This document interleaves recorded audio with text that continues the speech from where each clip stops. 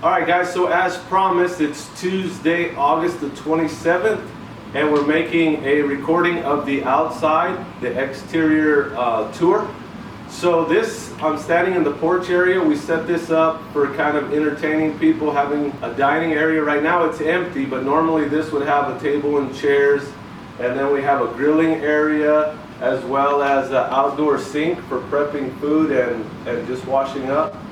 So this is an area that we spent a lot of time in. It's an area that we shaded and built out. Turned out to be a really nice area. I'm going to move over here to kind of point out the rainwater. I actually have another video that I made about 2 weeks ago when it was raining, and it really shows the rainwater harvesting system during an actual rainstorm. So I'll put a link up here at top. It shows this system collecting water and how we route the water through the property so that the water actually stays on the property as long as possible and has a chance to sink in. That's what's known as passive rainwater harvesting. So we've set up systems that catch the rainwater and water the plants as much as possible. So right here there's a little planting here. And what we did actually was just take some soil from the greenhouse area that I'm going to take you to in a minute, and there's quite a few mesquite trees growing in there, and I knew that if I took soil out of there that I'd probably get a few mesquite trees, and sure enough, when I put that soil here, 3 mesquite trees grew up in this area. However, we just kept one of them, the strongest one. And so the idea is to have this grow up and kind of shade this whole area, because the porch actually gets inundated with sun because this is south, so a lot of the sun comes in this way. Of course, as you know, we're moving, but this was set up about a year ago. So a lot of these things, they take time. Obviously trees take time to grow, but it's something that we looked ahead of time, and we started setting up for that purpose. So the rainwater actually comes out of the gutter here, and if you can tell, this is a low area. There's still some moisture in there from when I watered this morning, but the majority of the water for that little planter right there is from the rainwater. So let's go ahead and move into the garden area. We're actually going to be walking past the playhouse. I'm not going to talk about that a whole lot, but it's been a great area for the kids to play in, and I'm sure they'll miss that. But let's go into the greenhouse.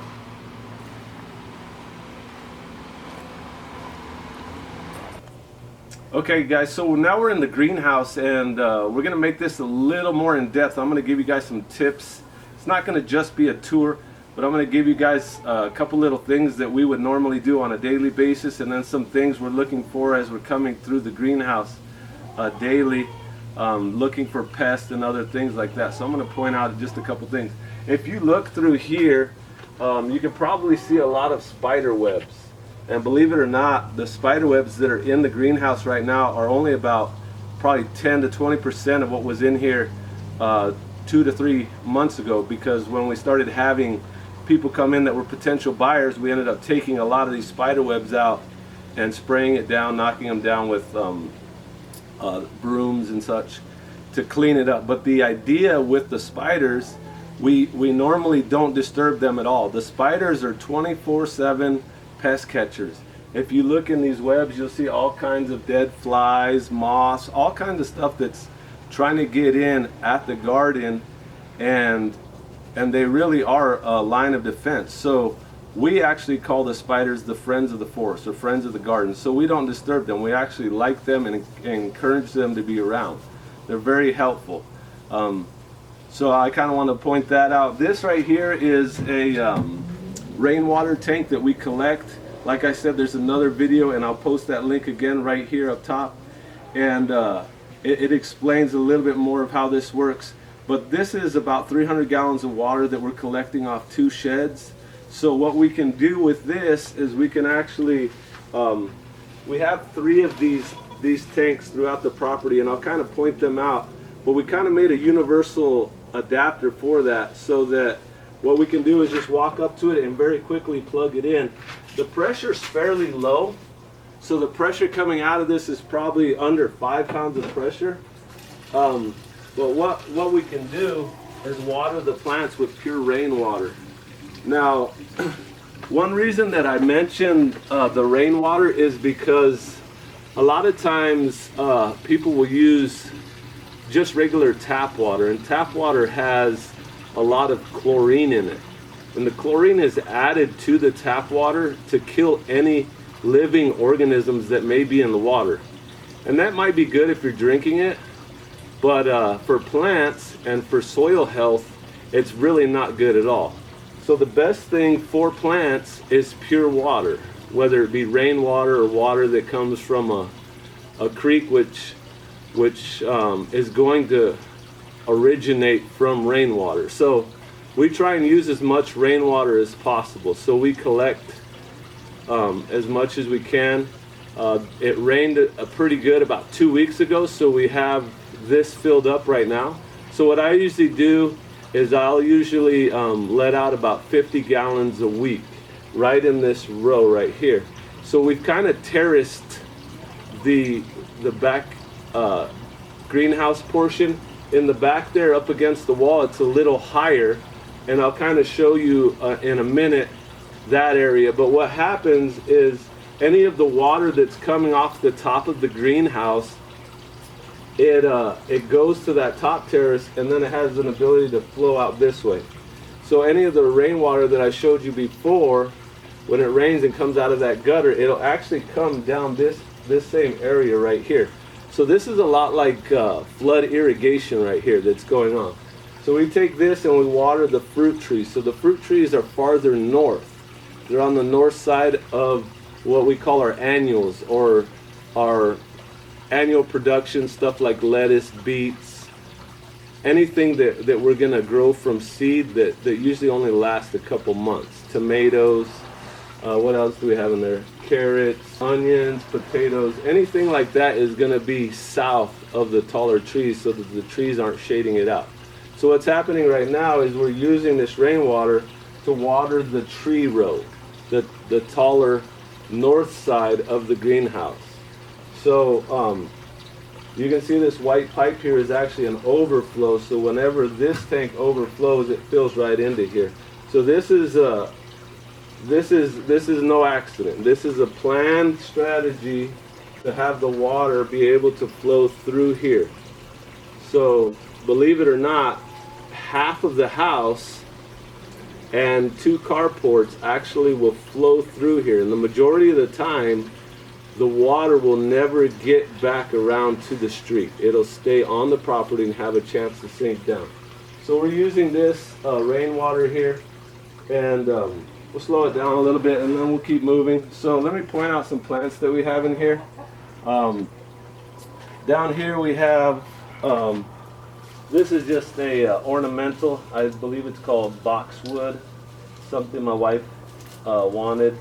It's having a little bit of a hard time because it gets a lot of morning sun. Right now it's about 8 o'clock in the morning, so it's getting all that morning sun.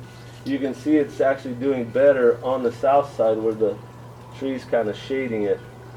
So one thing also that I'll point out, especially in southwestern climates like in Tucson, if you're growing things in containers and the sun has the ability to hit the side of the pot, it's heating up the entire soil very quickly, and it has the ability to make it very hot. So what you want to do is shade that as much as possible. So I'm shading it from the south side, the majority of the sun. So the sun will come here up until about 10 o'clock, and then the whole rest of the day this is pretty shaded. So another plant that we have in here is what's called spider plant, and this is a plant actually that my neighbor gave me, and then I just started propagating it. What it'll do is it'll send out these little runners,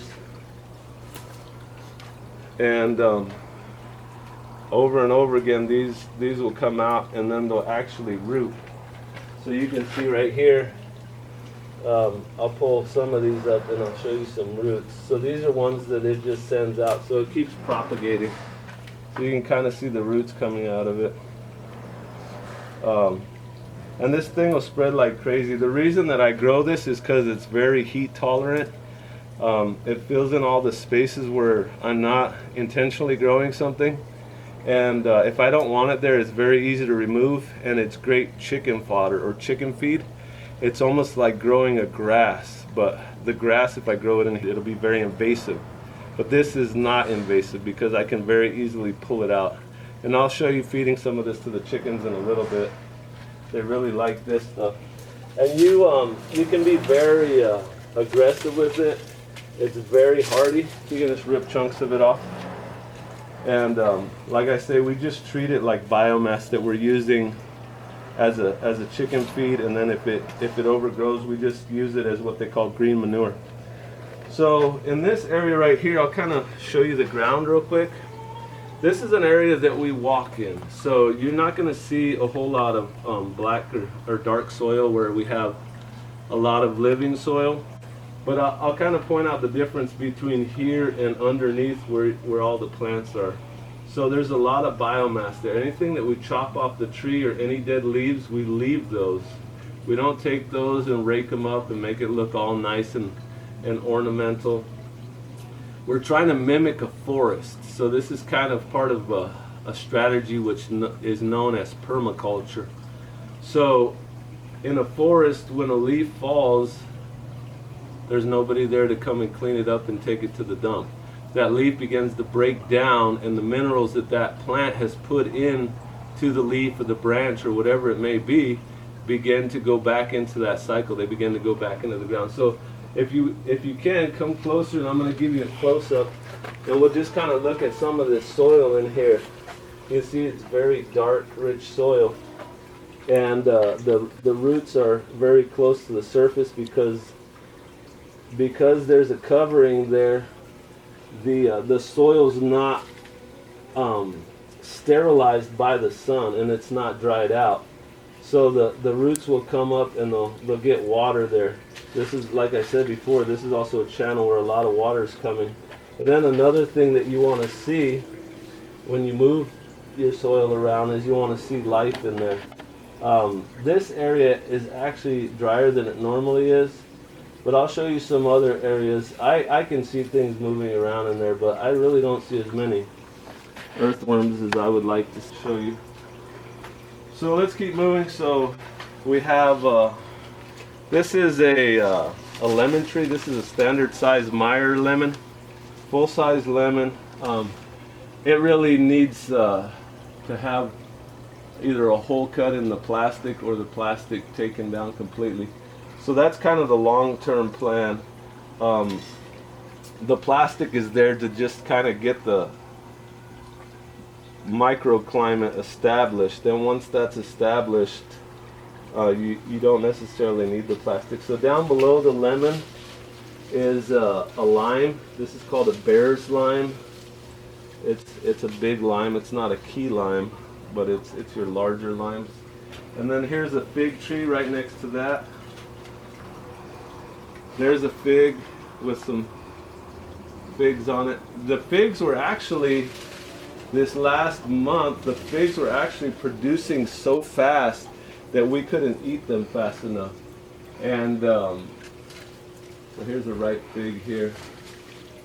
If you've never had a fresh fig, which they are hard to find in a grocery store, they're awesome. They're great. I'm not going to eat it on camera because then I'm not going to be able to talk. But it's very soft, very sweet.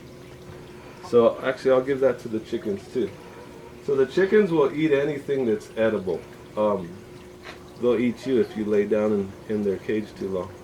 So let's keep going. There's a fig tree. Then right next to that we have a Japanese version of an orange, very similar to a mandarin orange, and this has a bunch of fruit this year. This is actually a tree that I'm going to miss a lot. This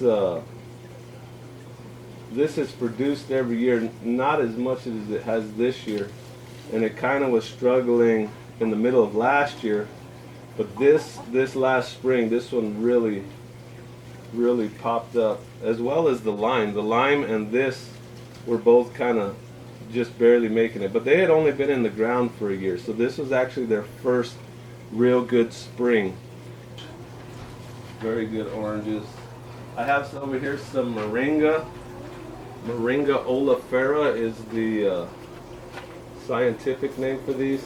These are grown here by us for biomass or green manure. The reason that we're growing it is to feed the other plants. It's very rich in a lot of minerals. You can see it's kind of funny looking. What we'll do is we'll just take it and we'll just drop it, and you can see how much material that it drops normally. So let's keep moving along. Under here I actually have 3 mangoes, and if you observe you can kind of see what it prefers. Young mango trees really like shade. So you can see that one. I mean, if I didn't point it out to you, we would have walked right by it. It's very covered. It gets very, very little light through here. But this one gets more sun, and this one gets even more sun. So you can see what it prefers. It really likes shade in its younger years. Once it gets about 3-4 years old and it gets up into here, it'll kind of create its own little microclimate and keep itself cool, and it'll shade itself. But that's what I've learned on those. So let's go ahead and move up to the top tier. So this is actually kind of a spillway. So this area, this is the bottom tier. This is the bottom terrace. This is higher up over here. So if you look, it's kind of like a horseshoe, and the water's capped there. So it's higher there, and it has to flow down through here.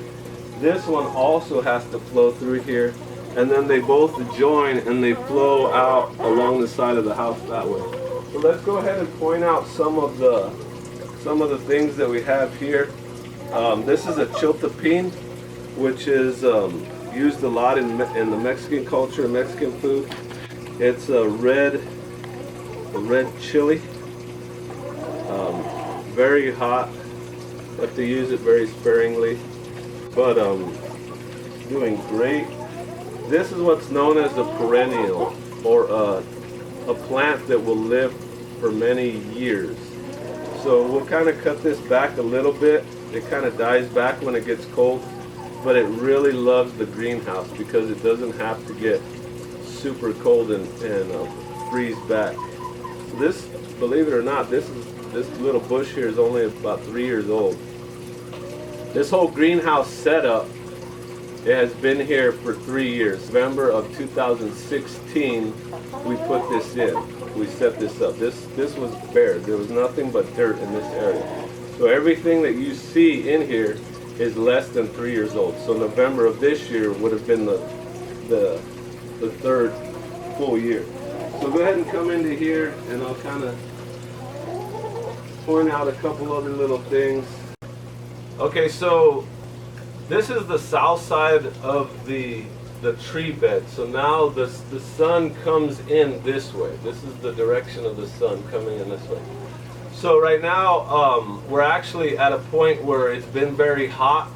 So these beds are not producing a lot right now. What was in them was beets, lettuce, and those things have been overheated and they've kind of died off. I'll point out some of the beets to you. There are still some around where they've been able to get shaded and stay alive for a little bit longer. So what will normally happen if we were staying here is what we would do is we would start preparing our cold weather stuff, or the stuff that does better when it starts cooling off again. So we would be planting stuff like broccoli and potatoes, onion, garlic, stuff like that likes the cooler weather. Kale does very well. We had a real big area of kale last year, and it did very well in here. But there's actually a lot of trees and bushes growing up because the soil's so fertile. I can actually point out a couple things just looking around. This is actually an orange tree right here. This area right here, the reason this looks so bare is because this was actually a little nursery where I had propagated a whole bunch of figs, and I propagated grapevines. I had a bunch of grapevines stuck in here, and so those covered that area. So when I knew that I was moving, I gave a lot of those away. It also had pomegranates in here. There's actually a pomegranate right here. So if you can identify the plants that you have, you can actually you can repot those and move those to a place where you want them. So this is a pomegranate. So if somebody doesn't know, you know, whoever may be moving onto this property, they're gonna have a pomegranate here. And later on in the video, you'll see a full-size pomegranate. So that thing will fill up this entire area if they don't change anything in here. So this right here is some type of fruit tree. I believe it's an almond. And this is not even something that I intentionally planted, but that's in there. There's a baby chiltepine here. So these are all things where the seeds that are in this area, the plants that are in this area drop seed, and because the soil stays moist and fertile, that just starts coming up. So in here there's carrots. The carrot flower is called Queen Anne's lace. If you read that before, a lot of the Anne of Green Gables books will mention that. These are strawberries right here. In the first year of strawberries, you don't want to allow it to go to fruit. You want it to focus on the foliage. There's a little group of beets right here. These ones are still kind of making it because they're getting more shade. There's quite a bit of chia in here, and we also use this as a chicken feed, and we use that as a chop and drop plant also. We'll show you the chickens in a minute. So there's carrots in here. These are all carrots. There was a lot of beets in here, but the beets really had a hard time. This is pineapple. So this pineapple, I was hoping this year I would get a pineapple off of it. This is its third year, and that's usually when you'll get your pineapple. So if you cut the top of your pineapple off, if you've eaten the pineapple and you keep the green part, maybe just leave like a ½ inch of the top. Don't cut it right to the green, but leave a little bit of that, a little bit of the fruiting part, maybe just a ½ inch of that, and then you just set that in the ground. And I probably right now I can point out like 4 or 5 of those that I have in here, and they'll actually go to fruit eventually. So there's a pineapple. There's a little group of beets right here. This is catnip or catmint. And then we have some succulents down over here. I won't really go into that a whole lot. Like I say, this is kind of in a transition period because it's been so hot. This sunflower, we actually didn't plant that this year. This came back from last year. There was probably about 10 sunflower plants right along this row, right in front of the trees. And we were eating those, and some of the seeds fell, and so this one popped up this year. So here's the sunflower, and I'll show you the inside of one of them. It's got little meats, you know, just like a little sunflower. There's your meat, the inside of it. That one's not quite ready, but here's another orange tree. I actually had a whole row of orange trees right here. I had about 30 of them that I gave away. When the spring was coming on, I started getting all these cherry tomatoes from last year. You want to kind of take a step back. You can see these cherry tomatoes, and you can probably see them all dried out. And you're probably thinking, why didn't they eat all those cherry tomatoes? We had hundreds and hundreds of tomatoes over like 3 weeks, and we just couldn't use them fast enough. So when you have an abundant system, a lot of times you're producing more than you can actually eat. So these tomatoes, a lot of times people will say, you know, you should be growing your tomatoes in full sun. So what most people do is they go put them out in the middle of the sun, or even up against the wall somewhere, and the heat just beats at them. It beats at them. Tomatoes actually do very well in what they call filtered shade or filtered sun. So it's not getting full direct sun, but as you can see here, the sun is coming through this mesquite tree and it's filtering down. So this tomatoes, it's at the end of its life. Most tomatoes only last a year, so they're annuals. So then you have to replant them again in the following spring. I actually have some tomatoes that I'm going to show you here in a minute in the aquaponic system that are 4 years old, tomato plants. And I'll show you those in a minute. So let's go ahead and